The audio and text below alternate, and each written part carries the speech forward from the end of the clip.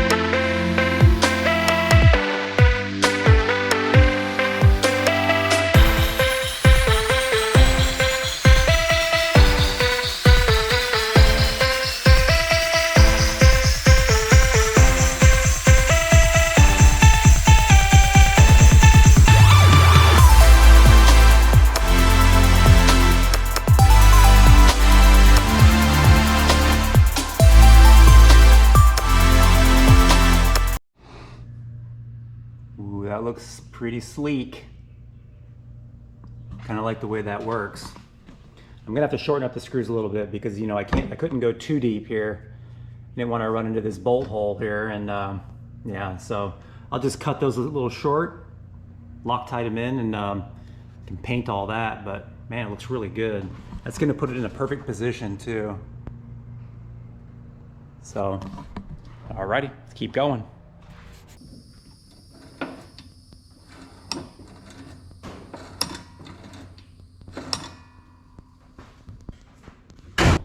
Alrighty, so I think everything's gonna work good there. I did add a return spring, even though this throttle body has like its own little return spring here. I had some return springs, like carburetor return springs, and I went ahead and just drilled like a tiny hole in the plate here and added this spring. It just, like, I don't know, just from pushing the pedal in, it felt really weak, okay? With like, there was no feel to it at all. So, you know, like, I'm sure, you know, most of you guys know that in a turbo application, You can the throttle body can actually get hung open, and the reason is because of boost. Okay, so if you have, let's say you have 30 pounds of boost or whatever, it can actually hold the throttle body open. Okay, because the air pressure and the volume of air that's coming through here will actually hang it open. Okay, and when you let off the throttle, it's just gonna stay to the floor. I've actually seen that happen back in the old NMRA days. So yeah, that's why they actually put those hooks on the top of the throttle pedals so that you can actually pull it shut. But that's not an option here because we're using a cable. Okay, so you can't do that.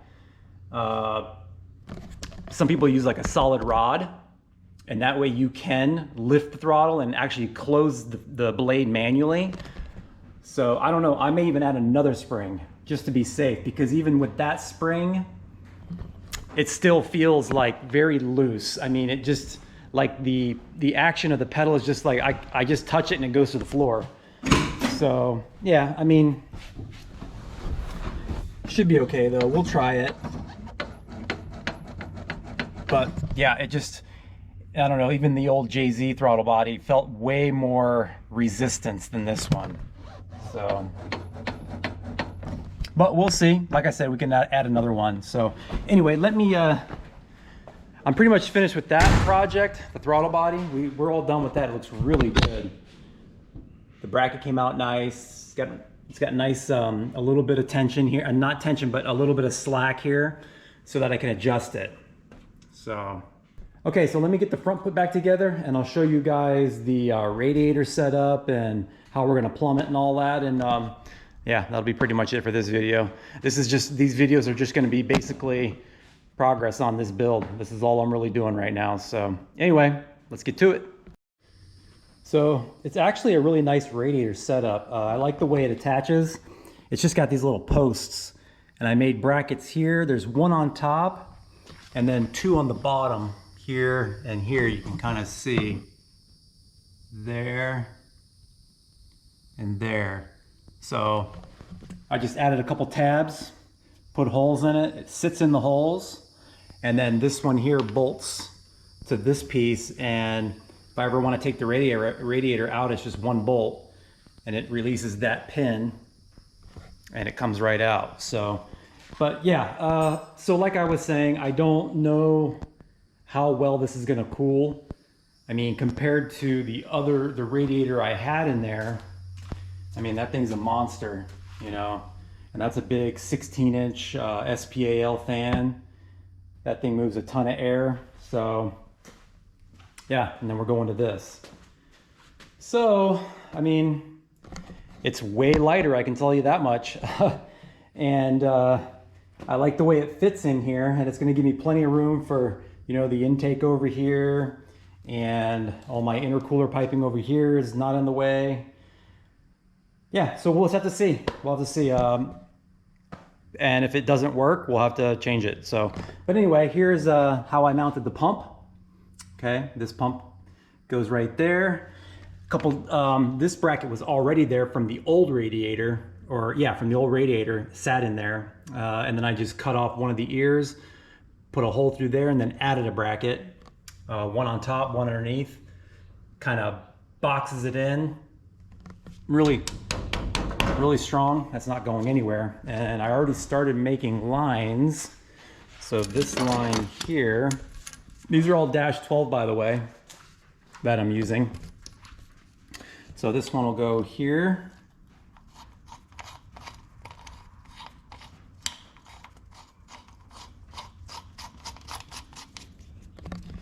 And then this will wrap around here, like so. So that'll just loop around. So this is the end here, and the end will go straight over to this fitting, okay? So we'll be sucking from the bottom of the radiator into there, out of there, into the front of the motor, and then that one there will be coming out. So that will have to wrap around, maybe up under the intake, back around, and then into the top here. So we'll be pushing water that way into the motor, up and around and back through.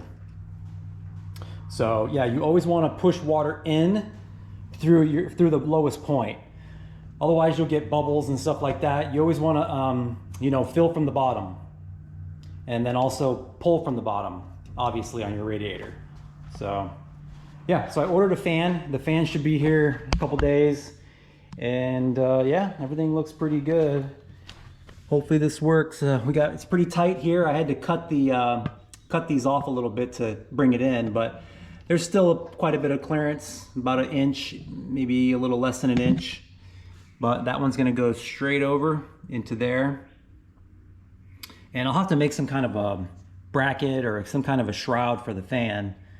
So, but yeah, I think that's gonna do it for this update.